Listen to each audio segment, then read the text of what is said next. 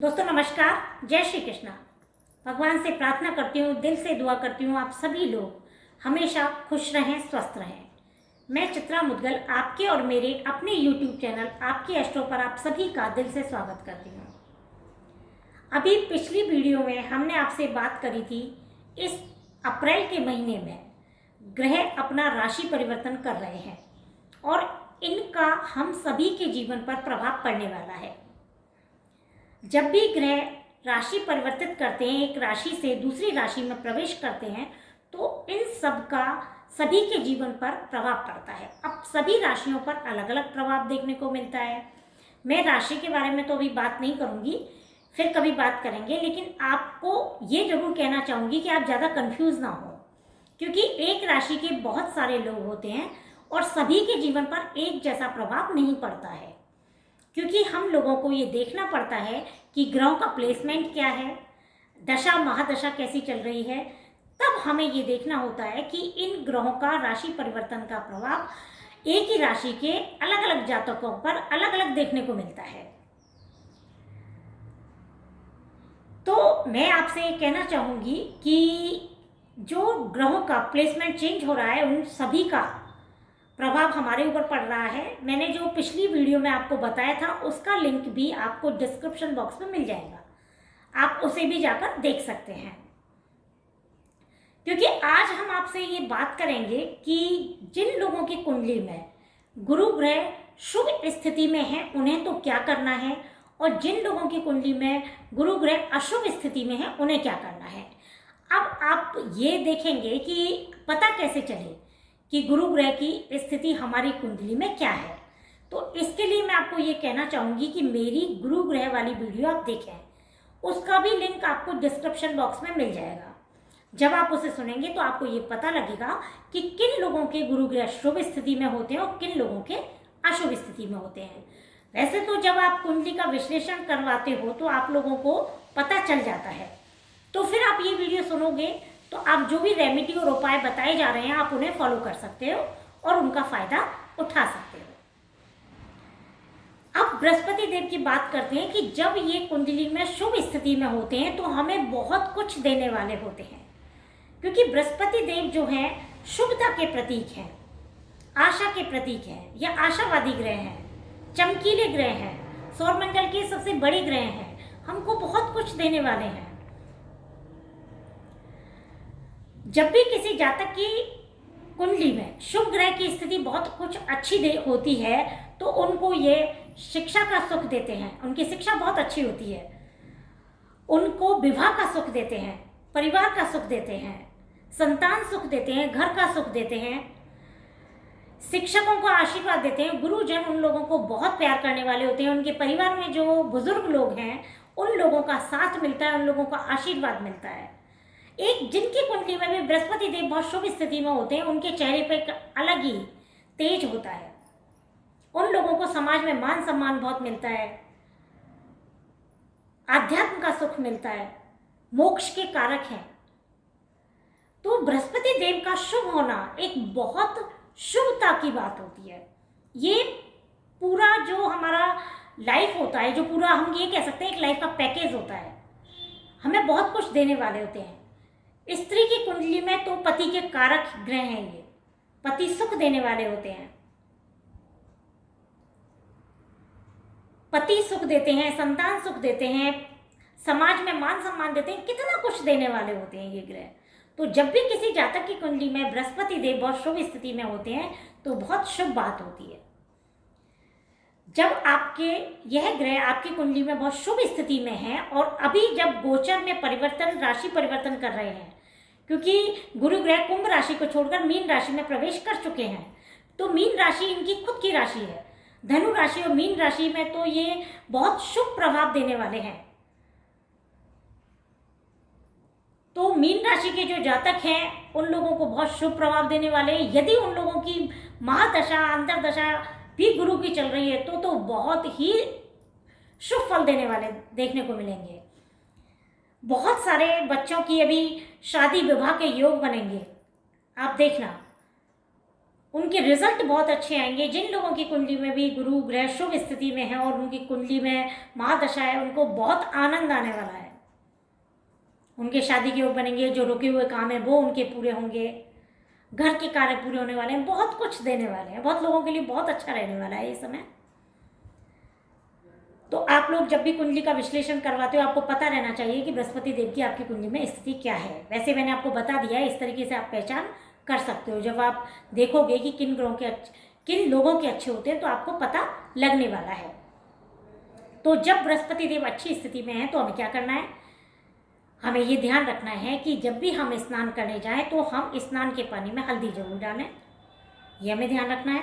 केसर का हमें तिलक लगाना है, माथे पर लगाना है, कंठ पर लगाना है, नाभि पर लगाना है। केसर का हमें सेवन करना है। पीली वस्तुओं का सेवन इस दिन हम गुरुवार के दिन अवश्य करना है, ये ध्यान रखना है। और आप ज़्यादा कुछ नहीं कर सकते, तो जब हम फुल्की बना रहे हैं तो उसमें बेसन ऐड कर लें, इतना तो हम आसानी से कर सकते हैं। सोना पहने, अब यहाँ मैं पहले बता देती हूँ, क्योंकि कई लोगों को ये जब मैं कहूँगी सोना पहने तो लोग ये भी कह सकते हैं, वो आप अपनी स्थिति को चेक करें, सावधानी का ध्यान खुद रखें। क्योंकि बहुत सारे हम पेपर में पढ़ते हैं कि वहाँ से चैन तोड़ ली, तो वो आप लोग यदि घर से बाहर निकल रहे हैं तो आपको सावधानी तो रखनी ही होगी। लेकिन सोना पहना शुभ रहता है। तर्जनी उंगली में जब हम सोने की अंगूठी पहनते हैं तो ये बहुत शुभ रहने वाला है, ये हम ध्यान रखें।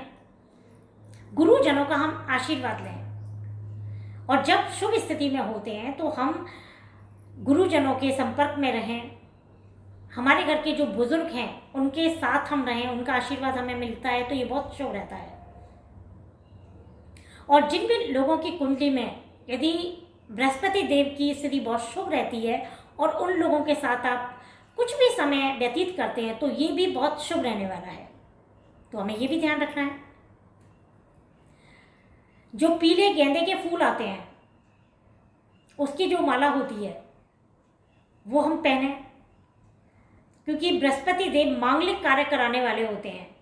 अभी हमने आपको बताया ना कि बहुत सारे बच्चों की शादी के योग बनेंगे, तो ये मांगलिक कार्य कराने वाले ग्रह हैं। जिनके भी बृहस्पति देव शुभ होते हैं उनके घर में मांगलिक कार्य होते रहते हैं, क्योंकि उनको ये सारे सुख देने वाले होते हैं। तो हमें ये ध्यान रखना है।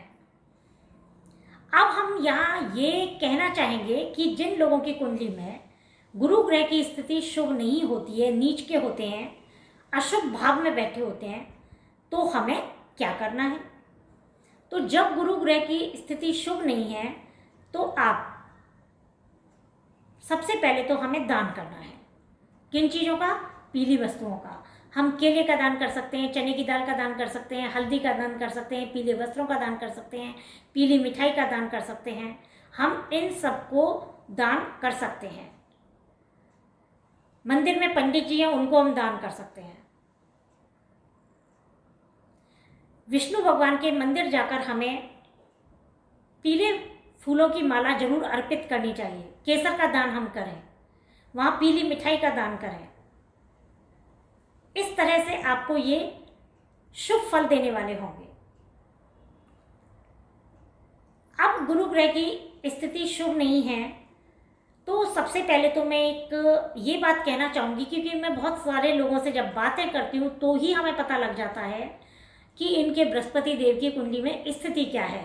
क्योंकि कई बार लोग जाने अनजाने में अपने मुंह से कुछ गलत कह जाते हैं। मैं सबसे पहले यही बात करती हूँ कि हमें अपने कर्म जरूर अच्छे रखने चाहिए, हमें पॉजिटिव जरूर रहना चाहिए। तो वो लोग करते क्या हैं कि जैसे जब भी बात करते हैं तो ऐसा कह देते हैं कि मंदिर में जो पंडित लोग हैं ये तो ऐसा लेते हैं, ऐसा करते हैं।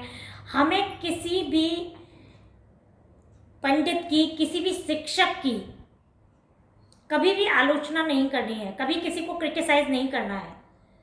हम कुछ बहुत अच्छा नहीं बोल सकते तो हमें गलत तो बिल्कुल नहीं बोलना है, ये ध्यान जरूर रखना है।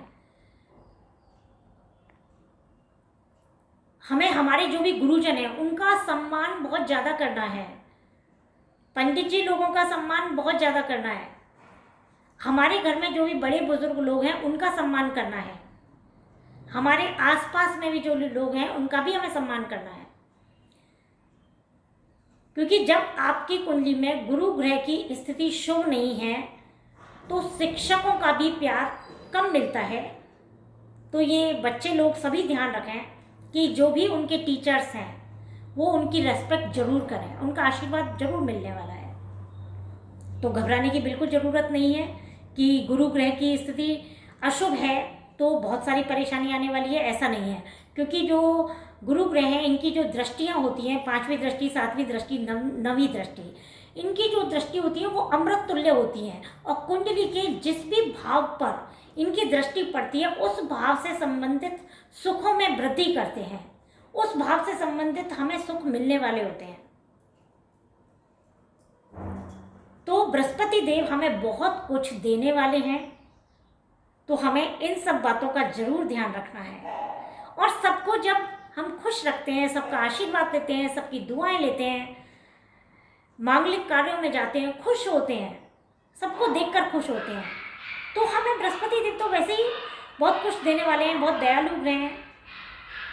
गुरु और चंद्रमा का जब योग बनता है तो गजकेसरी योग बनता है। गजकेसरी योग के जो जातक होते हैं उनका यदि हमें आशीर्वाद मिलता है तो ये भी बहुत शुभ रहने वाला होता है। अभी जब केंद्र स्थानों में बैठकर हंस महापुरुष योग बनाएंगे तो बहुत कुछ फल देने वाले हैं। तो आप सभी के लिए मैं ये प्रार्थना करती हूँ कि बृहस्पति देव का जो राशि परिवर्तन हुआ है, मीन राशि में जो प्रवेश करे हैं, तो ये सभी के लिए बहुत शुभ कारक हो। अब और अगली जानकारी अगली वीडियो में देने वाली हूँ, एक साथ ही आप लोग बोर ना हो, इसलिए अब नेक्स्ट फिर आपसे अगली वीडियो में बात करेंगे। तब तक के लिए दोस्तों नमस्कार, जय श्री कृष्णा।